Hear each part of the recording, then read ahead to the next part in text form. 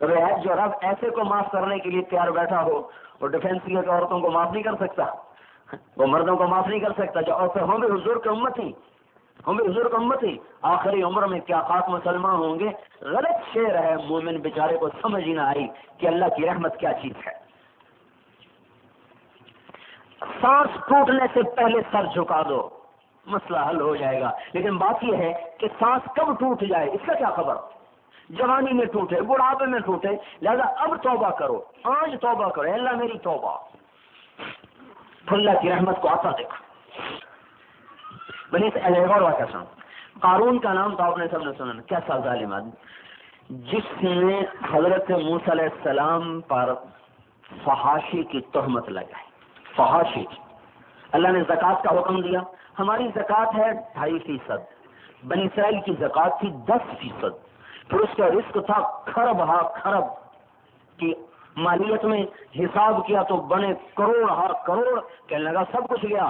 ایک عورت کو پیسے دیے، فاحشہ عورت کا تو پیسے لے لے، میں موسیٰ علیہ السلام سے مسئلہ پوچھوں گا کہ جو برائی کرے اس کی کیا سزا ہے، وہ کہیں گے سنگسار کر دو، پتھر مار مار کے مار دو، تو اٹھ کے کہنا کہ میرے ساتھ تو انہوں نے یہ کیا ہے۔ انہوں نے کہا ٹھیک ہے، پیسے لے لیے۔ جب ایمان نہ ہو تو پیسے پہ آدمی بکتا رہتا ہے، جسم بھی بکتے ہیں، جان بھی بکتی ہے، سب کچھ بکتا ہے۔ موسیٰ علیہ السلام واضح فرما رہے، قارون کھڑا ہو گیا، جی جو شادی شدہ برائی کرے اس کی کیا سزا ہے، فرما اس کو پتھر مار مار کے مار دیا جائے، کہ اگر آپ کریں کا مجھے بھی مار دیا جائے۔ کہ یہ عورت کیا کہتی ہے، اس عورت کو کھڑا کیا، بول۔ اس نے جب نبوت کے چہرے پر نگاہ پڑی وہ تو لرز گئی، کہا جی میں کچھ نہیں کہتی، میں پہلے ہی بڑی نافرمان ہوں، پہلے ہی میرے اوپر بڑے گناہ ہیں، یہ گناہ اپنے ذمے لے کے میں نہیں مرنا چاہتی، مجھے تو اس نے پیسے دیے تھے کہ آپ پہ تہمت لگاؤں۔ تو موسیٰ علیہ السلام سجدے میں گر گئے، یا اللہ تیرے نبی کے ساتھ یہ ہو گیا۔ اللہ نے فرمایا زمین تیرے تابع ہے، جو کہے گا کر گزرے گی۔ موسیٰ علیہ السلام جلالی، ویسے جلالی نبی تھے، بال کھڑے ہو جاتے تھے غصے میں، کھڑے ہوئے، قارون سامنے تھا، ارشاد فرمایا زمین کو نگل جا اس کو، اخسفی بہ، کھا جا اس کو۔ تو زمین پھٹی اور اس کے پاؤں اندر چلے گئے۔ انہوں نے سمجھ گیا کہ نظام چل گیا میرے خلاف، کہ اے موسیٰ معاف کر دے۔ انہوں نے فرمایا اور اندر لے جا، تو گھٹنوں تک چلا گیا، کہ اے موسیٰ معاف کر دے۔ انہوں نے اور اندر چلا جا تو کمر تک چلا گیا، اے موسیٰ معاف کر دے۔ انہوں نے کہا اور لے جا، وہ گردن تک آ گیا، اے موسیٰ معاف کر دے۔ انہوں نے کہا اور اندر چلا جا، وہ سارا دھنس گیا، زندہ دفن ہو گیا۔ لا الہ الا اللہ۔ اب اللہ تعالیٰ کا پیغام ہے، اے موسیٰ تم سے معافیاں مانگتا رہا، میری عزت کی قسم مجھ سے ایک دفعہ مانگتا میں معاف کر دے۔ ہاں تو ہم قارون سے برے ہیں،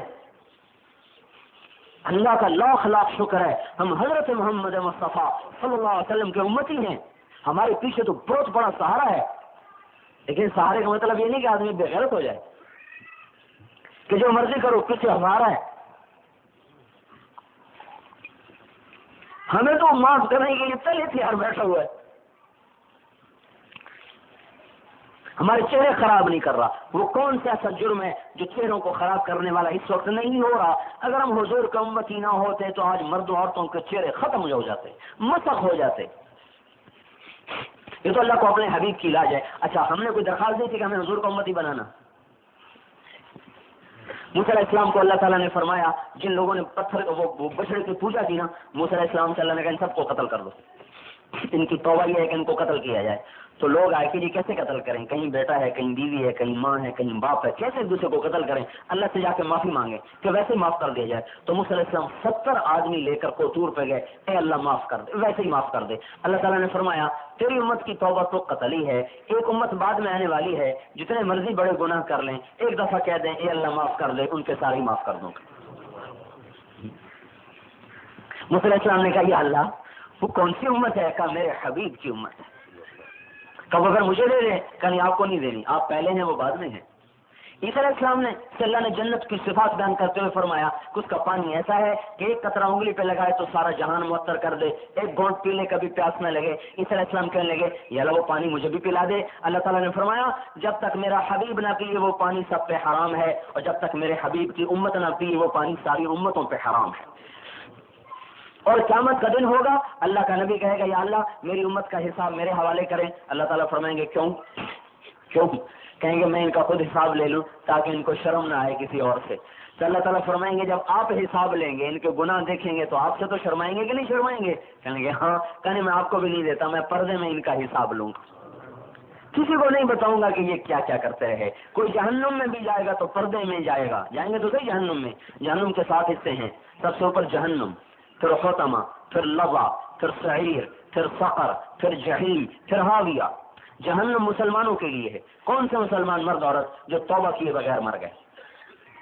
حطمہ عیسائیوں کے لیے، لظہ یہودیوں کے لیے، سعیر مجوس کے لیے، آتش پرست ایرانی، سقر چنگیزیوں کے لیے، ستاروں کے سورج کے پجاری، اور جحیم مشرکین کے لیے، مشرکین پتھروں کے پجاری، اور حاویہ منافقین کے لیے ہے۔ حاویہ منافقین کے لیے، جب اللہ دوزخ کی آگ کو بھڑکاتا ہے تو حاویہ کا پردہ اٹھا دیتا ہے، اس میں سے جو آگ نکلتی ہے، جہنم کی آگ بھی چیخنے لگتی ہے اس آگ کی تپش سے۔ جب حضور کی امت کو ڈالا جائے گا جہنم میں تو ان کے چہرے کالے نہیں ہوں گے، ان کے ہاتھوں میں ہتھ کڑیاں نہیں ہوں گی، ان کے پاؤں میں بیڑیاں نہیں ہوں گی، تو جب گریں گے تو وہ جنت کا دوزخ کا دروازہ کہے گا مالک یہ کون آ گئے، جن کے چہرے سفید، جن کے ہاتھوں میں ہتھ کڑیاں نہیں، پاؤں میں بیڑیاں نہیں۔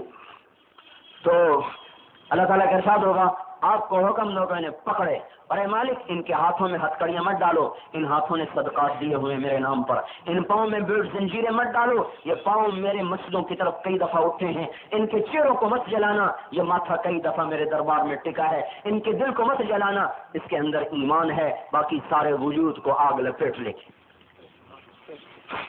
اچھا جب آگ قریب آئے گی نا تو یہ کہیں گے لا الہ الا اللہ، تو آگ بھی چڑھ جائے گی، پھر وہ آگے آئے گی کہیں گے لا الہ الا اللہ، آگ بھی چڑھ جائے گی، پھر وہ آگے آئیں گے اور جو کہے گا جنت وہ دوزخ کا فرشتہ پکڑ دی کیوں نہیں، وہ کہے گی لیس لی سلطان علی لا الہ الا اللہ، وہ کہے گی لا الہ الا اللہ پہ میرا زور نہیں چلتا، میں کیسے پکڑوں؟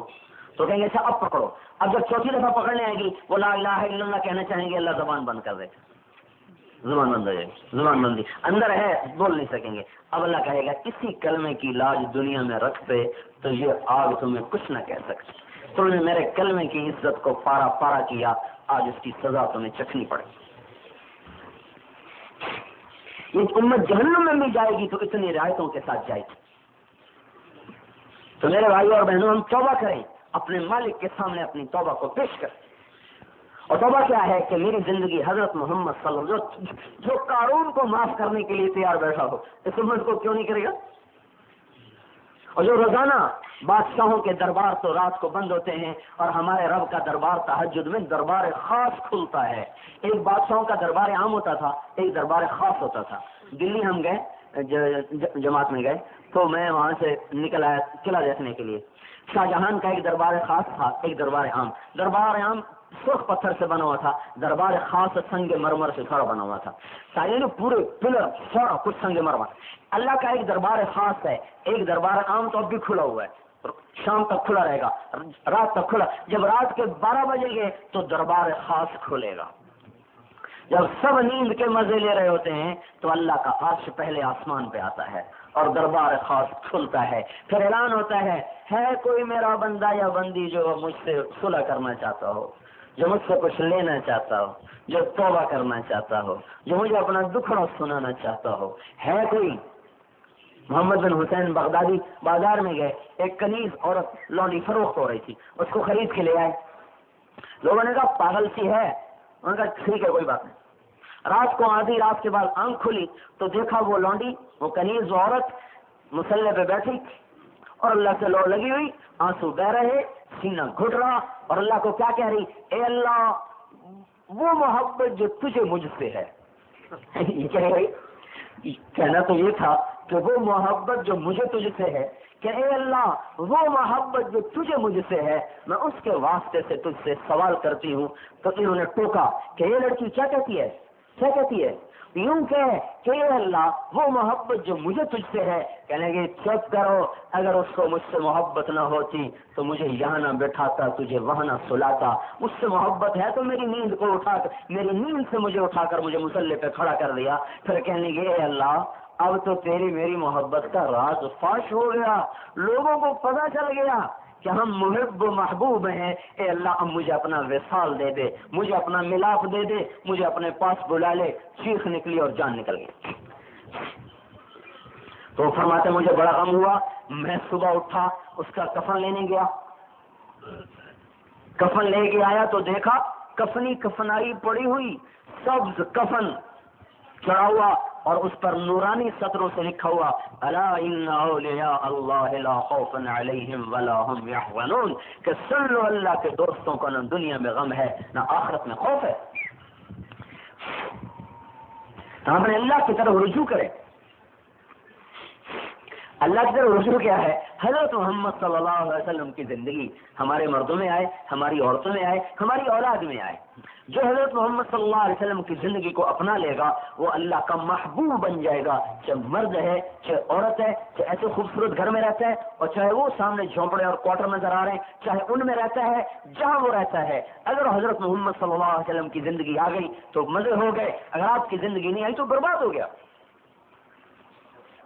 ابو لہب قریشی ہاشمی عرب سردار چچا زندگی کو چھوڑا، سیصلی نارا ذات لہب کی آیت آئی کہ ابو لہب کو دوزخ کی بشارت دو۔ بلال حبشی قولا بدصورت محمد صلی اللہ علیہ وسلم کی زندگی آئی تو اللہ تعالیٰ کے حبیب نے بشارت دی۔ کیا بشارت دی؟